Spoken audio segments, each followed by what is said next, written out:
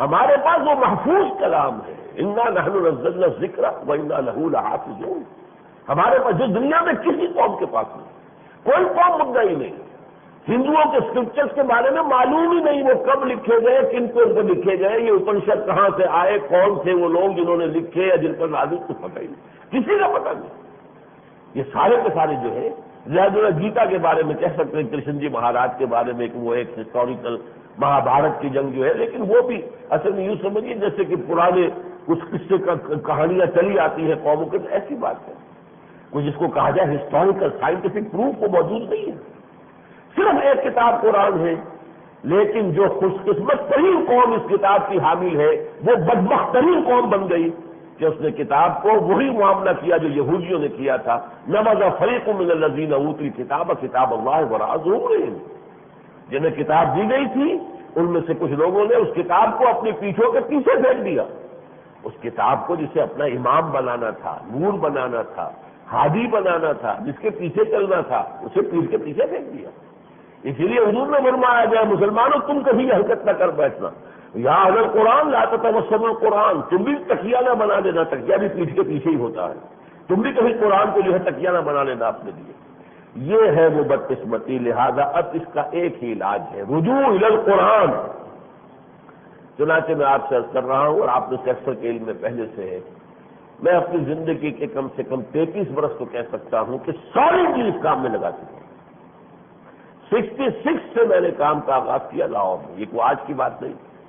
وہ جو حفیظ نے کہا تھا نصف صدی کا قصہ ہے، 2-4 برس کی بات نہیں، تو ثلث صدی تو میں بھی کہہ سکتا ہوں. ثلث صدی کا قصہ ہے، 2-4 برس کی بات نہیں. سن 67 میں لکھا ہوا میرا کتاب کا اسلام کی نشر ثانیہ کرنے کا اصل کام، وہ گویا کہ اصل اس کا مینیفیسٹو تھا. اس کی بنیاد جو ہے فکری بنیاد وہ اس کے اندر تھی، اس کتاب کے اندر جس پر میں نے یہ کام کیا ہے. بہرحال اس موضوع پر میں آج چاہوں گا، جب یہ گفتگو ہوئی ہے کہ دعوت رجوع القرآن نامی میری یہ کتاب جس میں نے اس کا پورا منظر بیان کیا، قرآن جو ہے کیوں پیچھے چلا گیا تھا، کیوں پس منظر میں چلا گیا تھا، کیوں ہمارا تعلق اس سے منقطع ہوا، پھر کیسے شروع ہوا دوبارہ اس سے ہمارا تعلق. شاہ ولی اللہ دہلوی رحمۃ اللہ علیہ سے در حقیقت آغاز ہوا ہے آج سے لگ بھگ 250 برس قبل. پھر یہ کہ وہاں سے ان کے بیٹوں نے کام کیا، پھر جو بھی علماء نے کام کیا، اس کی پوری تفصیل اس کتاب میں موجود ہے. اور پھر جو ایک تحریک اٹھی ہے اس بنیاد پر، وہ تو ہماری تحریک ہے. یہ انجمن خدام القرآن، قرآن اکیڈمیز اور قرآن کالج اور رجوع الی القرآن کورس اور قرآنی تربیت گاہیں، قرآنی کانفرنس، یہ تو دنیا میں پہلی مرتبہ عوامی درس قرآن 700 افراد اتوار کی صبح کو مسجد شہداء میں جمع ہو رہے ہیں درس قرآن کے لیے.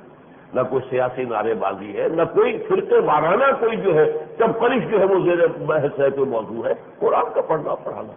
یہ عظیم تحریک اللہ کے فضل و کرم سے ملک میں چلی ہے، اور اس کا جو پس منظر ہے، پھر اس کا جو پیش منظر ہے، اس میں کس طور سے ارتقا ہوا، یہ پوری کتاب ہے میری دعوت رجوع القرآن کا منظر اور پس منظر.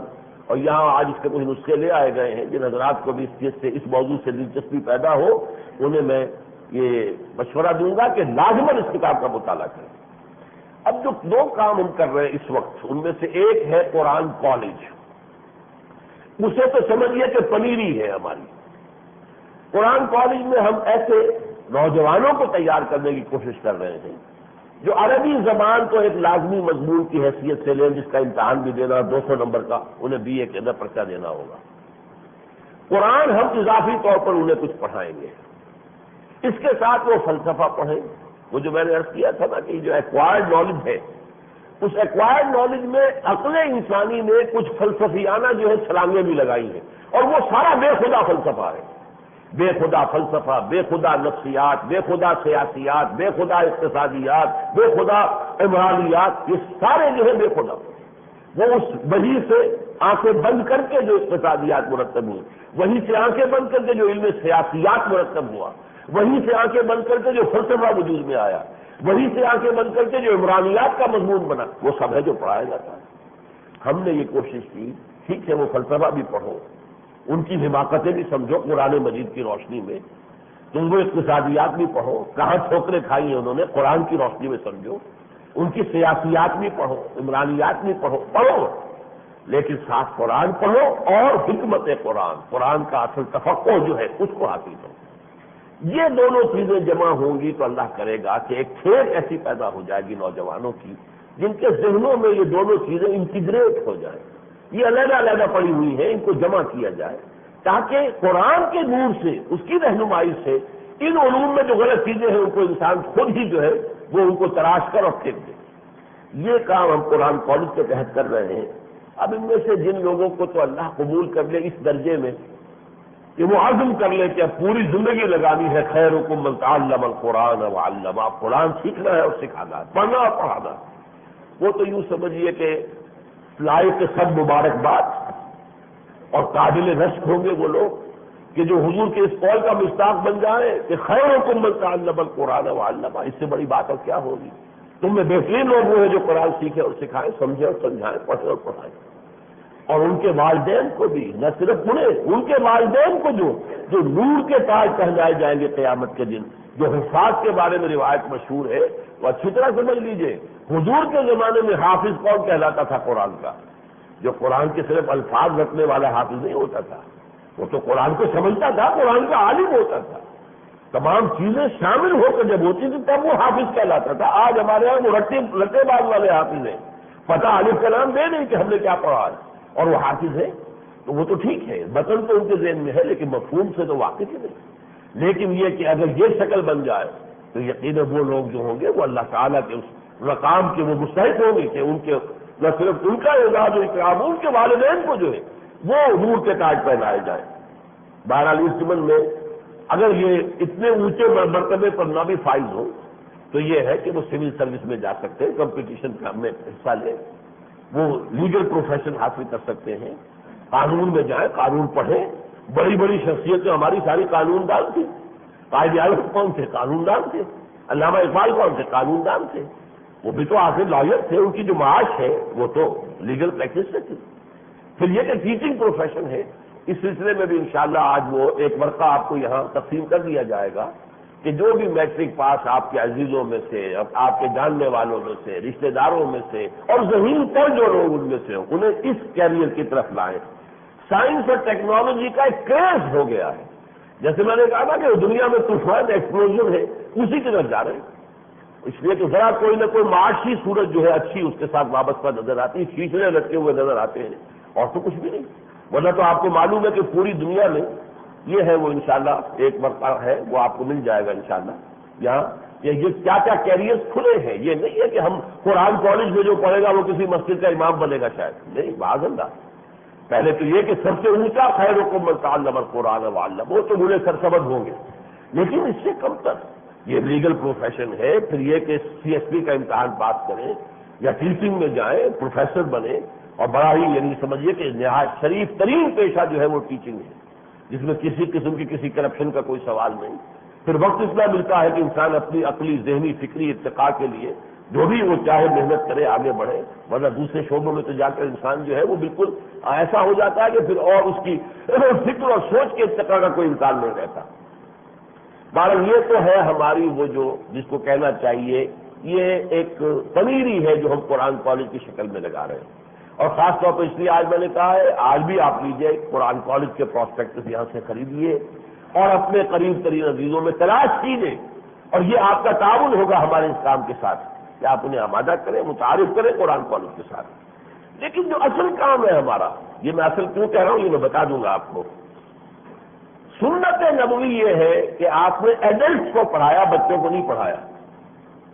حضور نے کبھی بچوں کو تعلیم نہیں دی، آپ نے تو ایڈلٹس کو پڑھایا ہے. جو بھی صحابہ کرام انہیں قرآن پڑھایا نا، قرآن پڑھا کر اور انہیں ایک جہاد اور جد و جہد کے اندر لگا دیے. انقلابی دعوت جو ہوتی ہے وہ تو ایڈلٹ سے مخاطب ہوتی ہے، وہ بچوں کا معاملہ نہیں کرتی. وہ تعلیم گاہیں نہیں کھولا کرتی کوئی انقلابی دعوت. کوئی کمیونسٹوں نے کبھی اسکول کھولے، وہ تو ایڈلٹ سے بات کرتے ہیں، ان کے ذہن کو بدلتے ہیں، بدلتے تھے کہہ لیجیے، پھر انہیں منظم کرتے تھے، پھر نظام بدلتے تھے. حضور نے بھی نوجوانوں کو البتہ لیا ہے، بچوں کو نہیں. نوجوان تھے، مصعب بن عمیر تھے، ٹھیک ہے نوجوان تھے، سعد بن ابی وقاص تھے نوجوان تھے، لیکن حضرت ابو بکر تو نوجوان نہیں تھے. وہ تو حضرت حضور ہی کے تقریباً ہم عمر ہیں، 2-2.5 سال کا فرق ہے. ان کی تو گویا کہ بسم اللہ ان کی بھی ہوئی ہے اسی ایج میں جس میں کہ حضور کی ہو رہی ہے. اس حوالے سے نوٹ کیجئے کہ یہ جو ہے اگر حقیقت ہمارا اصل زور جو ہے یہ اس رجوع قرآن کورس پر ہے، یہ ہے کہ جو سنت نبوی کے مطابق ہے، جس میں جو لوگ کمر کسیں گے تو گویا کہ مشابہت پیدا ہوگی، جیسا کہ میں بیان کر چکا ہوں سنت رسول کے ساتھ۔ جس عمر میں آپ نے قرآن پڑھنا شروع کیا گویا کہ اس عمر میں آپ قرآن شروع کریں گے۔ اور یہ بھی میں آپ کو بتا دوں کہ دیکھیے آج کل ہمارے ہاں کچھ کام ہو رہے ہیں، کام قرآن کے نام پر اور قرآن کے لیے جو کام ہو سر آنکھوں پر مبارک، لیکن صرف عربی سیکھنے سے کچھ حاصل نہیں ہوتا۔ 20 کروڑ عرب دنیا میں ہے جن کی مادری زبان عربی ہے، لیکن وہ کہاں کھڑے ہیں؟ کیا انہیں ان کی مادری زبان نے فائدہ دیا؟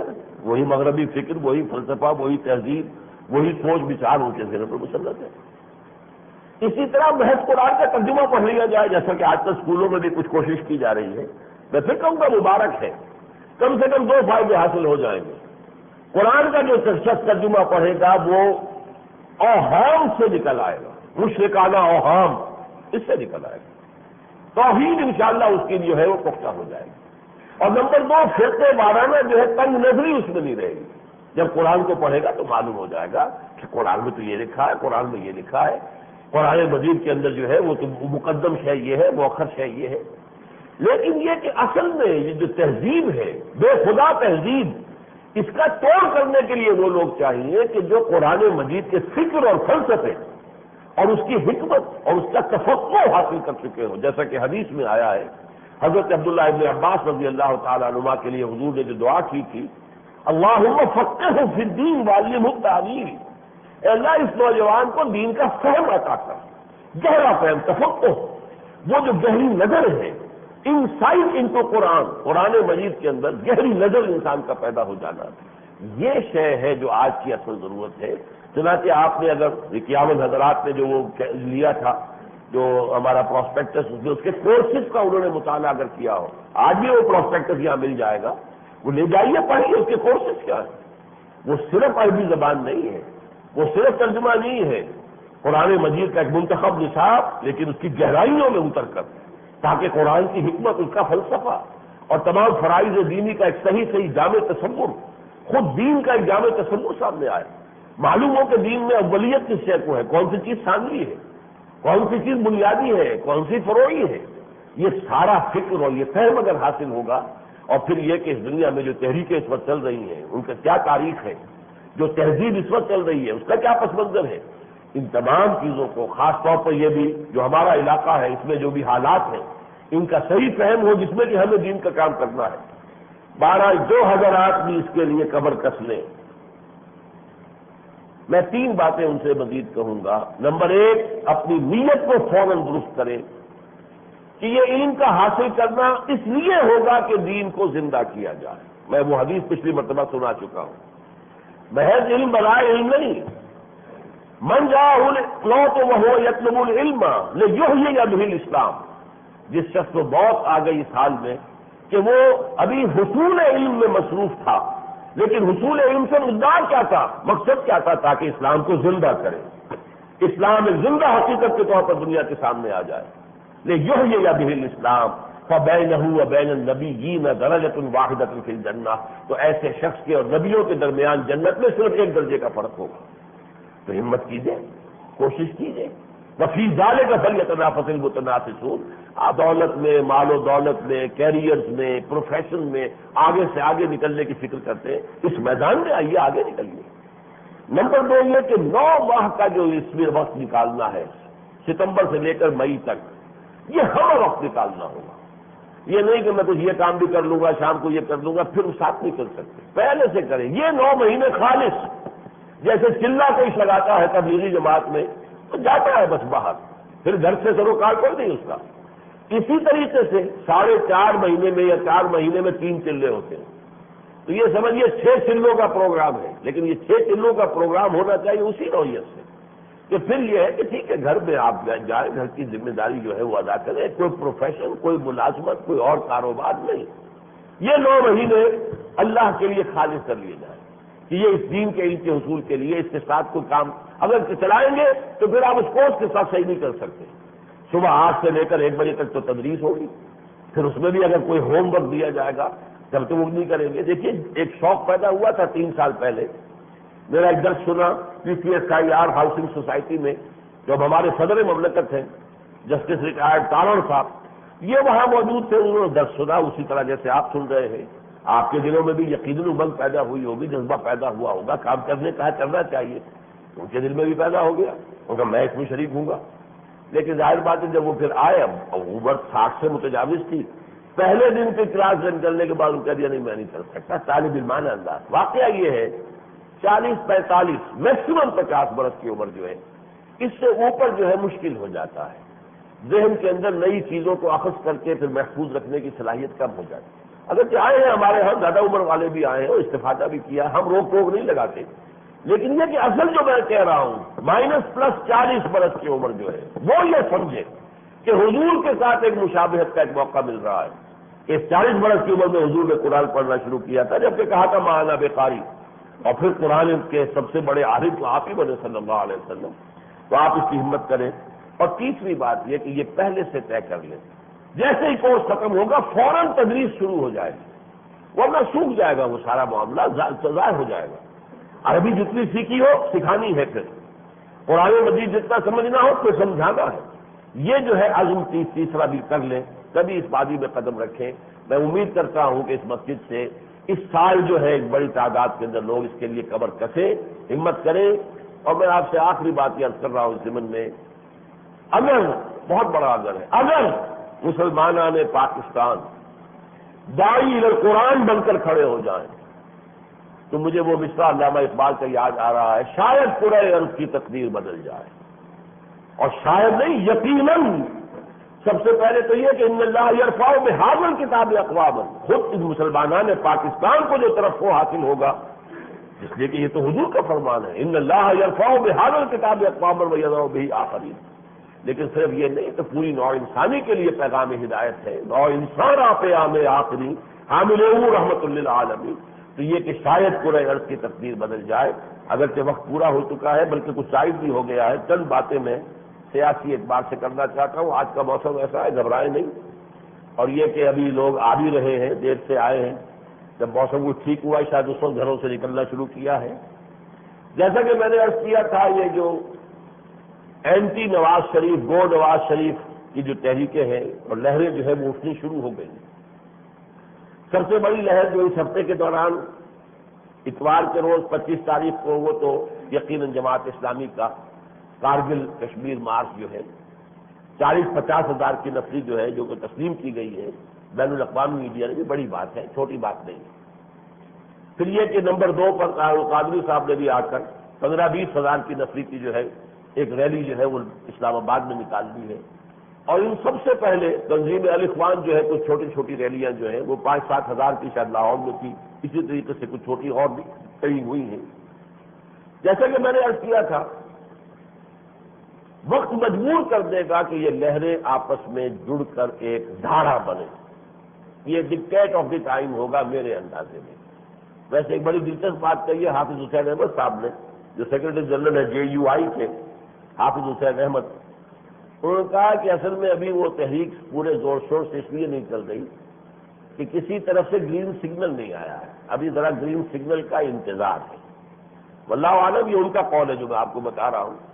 لیکن یہ کہ میں سمجھتا ہوں کہ یہ وقت کا تقاضا نہیں ہے کہ یہ سارا ٹائم فش ہو جائے گا، کچھ حاصل ہی نہیں ہوگا. اگر یہ سب جمع نہیں ہوتے تو کسی ایک میں ایسی طاقت نہیں ہے کہ وہ اس معاملے کو جو ہے وہ تلپٹ کر دے.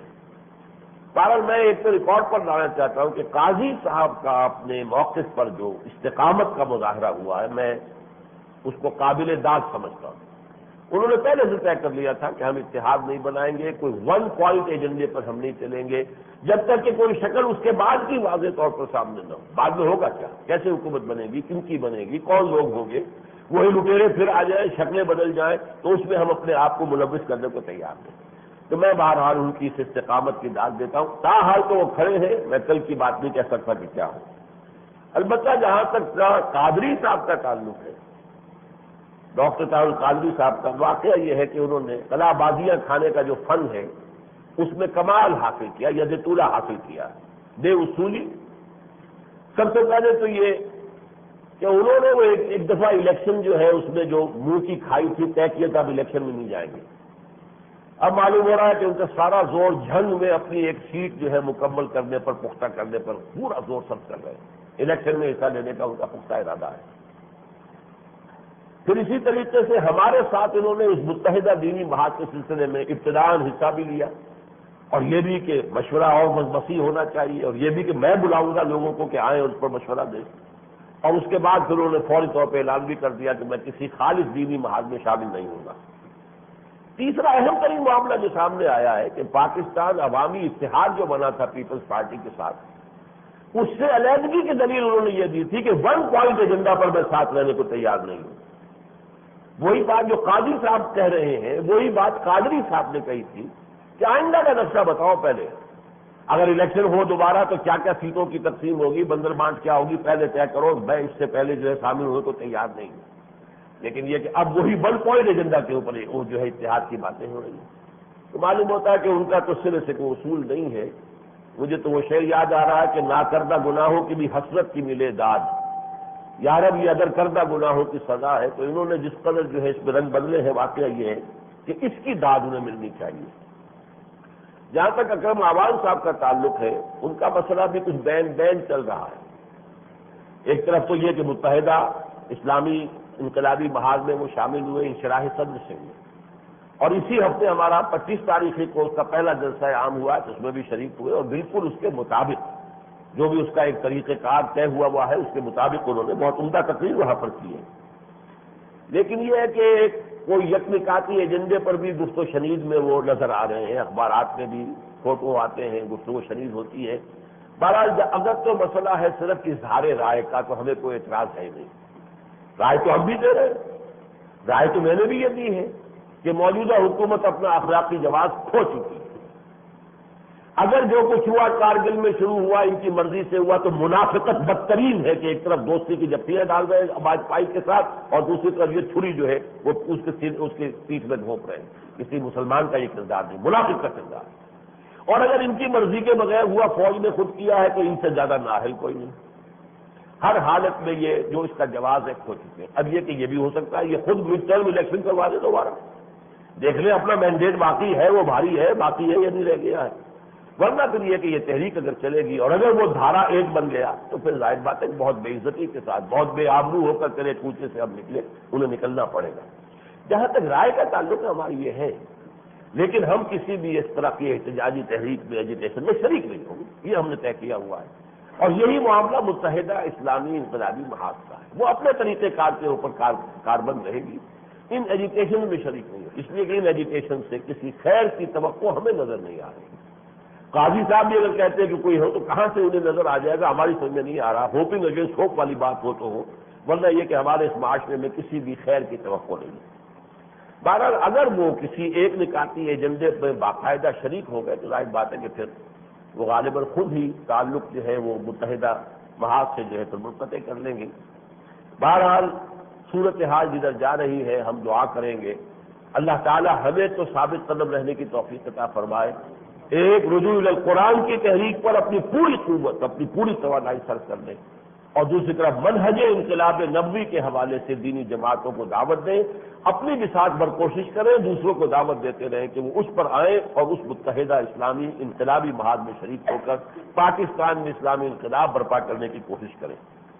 بارک اللہ لی ولکم فی القرآن العظیم ونفعنی وإیاکم بالآیات والذکر الحکیم.